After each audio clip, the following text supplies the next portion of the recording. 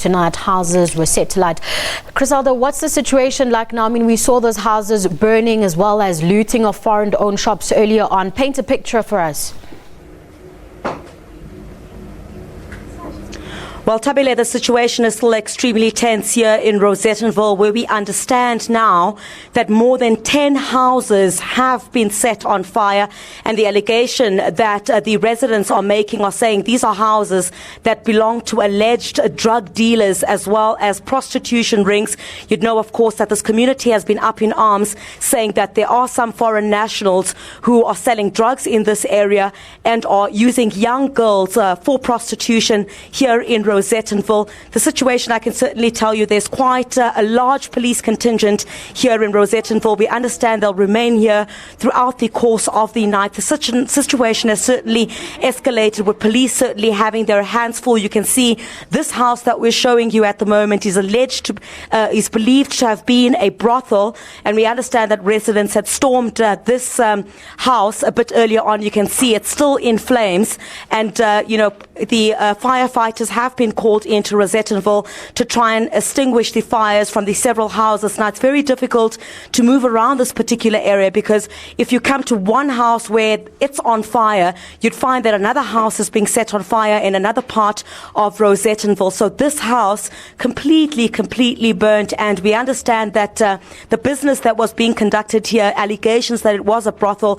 a bit earlier on, just before we arrived, we understand that residents had stormed this particular house, and the business that was being conducted here, together with the alleged leaders of the prostitution ring, had also fled when residents came to storm this particular house. But I think for all the latest now, let me bring in Captain K. Makubela, who's with the South African Police Service, as our camera person Mangoba stays on those visuals there. If you can come to us, he'll show you some of the devastation here in Rosettenville. Captain Makubela, thank you very much for your time this evening. Can we at first get an official confirmation? We understand that more than 10 houses have been torched in Rosettenville. Can you confirm this for us? Yes, indeed. We had experienced a huge number of houses which are burnt around the area. More than 10 houses, yes, indeed, they were burnt. Now, this situation had escalated from much earlier on. We know that residents decided to embark on a march over what they claim is police not being able to deal with the situation in Rosettenville relating to the escalation of drugs and prostitution rings in this area. Did the community at all have a permit to march, first of all? No. That's why we requested them to disperse, because they didn't have any application which guaranteed them to march, or they didn't have any permission. So we had to request them to disperse, but they were refusing. So we had to use our stun grenade as well as rubber bullet to disperse them. But the allegation that residents are making, they're saying they have consistently complained to police about the escalating drug abuse and the prostitution rings within Rosettenville. They say they had absolutely no choice but to take matters into their own hands, saying that you as the police are failing to contain the situation. You see, the problem is when people know that there are people who are doing illegal things out there, they don't tell the police. They don't show the police the houses. But they say they did. They said on numerous occasions they went to the police and told them about, they've pointed out the homes. And we've seen over the past few weeks as well, residents have been marching and pointing out to not just politicians, but to police officers as well, where exactly these houses are. Why have no arrests been made? As I'm saying, the houses which were shown to us, we did raiding. So the houses which are not shown to us, we don't know them. So if you show us and tell us the houses where there are this crime committed, indeed we will make sure that those houses are raided. But unfortunately, today, all these houses which were burned we were not aware of these houses, that they are the ones which are used to commit to be in criminal activities. But however, as the police, we have made sure that we deployed a number of police all over the area, and of which we are still calling for the people of this area. If they know exactly where these houses are, let them show us. They will see what we can do, because at the moment really we can't just go to each and every house and think, because they know themselves that these are the places where these things is happening. It's up to them to come to the police and inform them, so that we can go and raid those houses. And indeed we are urging, and we know that we cannot combat this crime without the help of the community. The community are playing very important role. If they can come forward, they will see what we are going to do.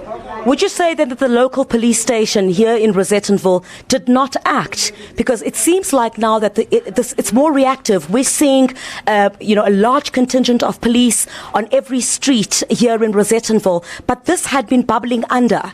This situation didn't just happen now. Residents had been embarking on action, taking to the streets, because they say that police have failed to do their job. Yes, if it is an allegation which they are saying they have told the station around the area, it is fine, and then it will go into the attention of the provincial commissioner.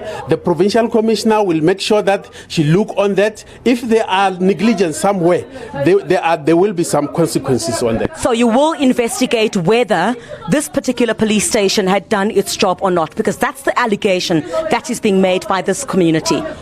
Yes, if there are allegations which will be brought before the provincial commissioner, obvious, there's no way where she cannot look on this matter, because she would like to know as well. She was here during the day, she have seen how the houses were burnt, and she was concerned how so much houses were burnt, and that is what she will look on, because she didn't know. And most of the management of the South African police, they didn't know that there are these houses which are doing illegal things here. If the police stations are aware, then that on its own, it will be looked at, and there will be some consequences on that. Let's talk about what police plan to do next, because we can see the situation. Come with me here, Captain Makubela. You can see here this house that we're looking at is completely torched. There's nothing left of it.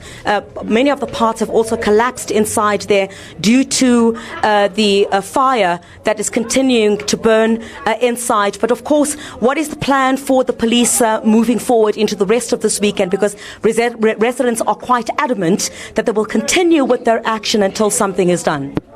Yes. As I'm saying, the provincial commissioner was here. She have seen what is happening, and then she have instructed the public order policing. She have instructed the visible policing commanders to make sure that this place is being deployed with enough manpower, to make sure that the street of Rosettenville are patrolled, and make sure that the people who are living here are safe. So that is what we are going to do, and we will make sure that those people who are involved in the torturing of these houses, if they are known to the police, and if some people know them, they must inform the police, and we will make sure that these people are arrested. Exactly how many arrests have been made so far, escalating from the violence that we saw a bit earlier on this afternoon?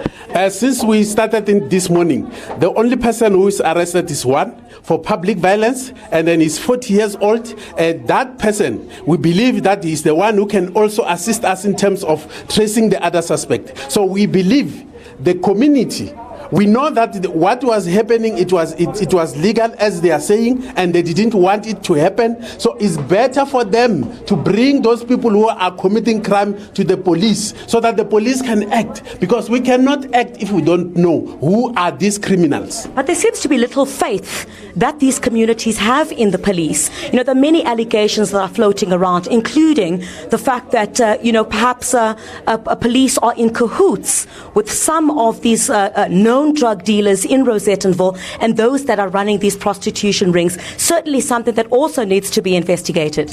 Rest assured, if there are any police officials who are colliding with the criminals, those police officers, and we know who are they, bring them before the management of the SAPS. Those allegations will be investigated, and those people, they will face the consequences.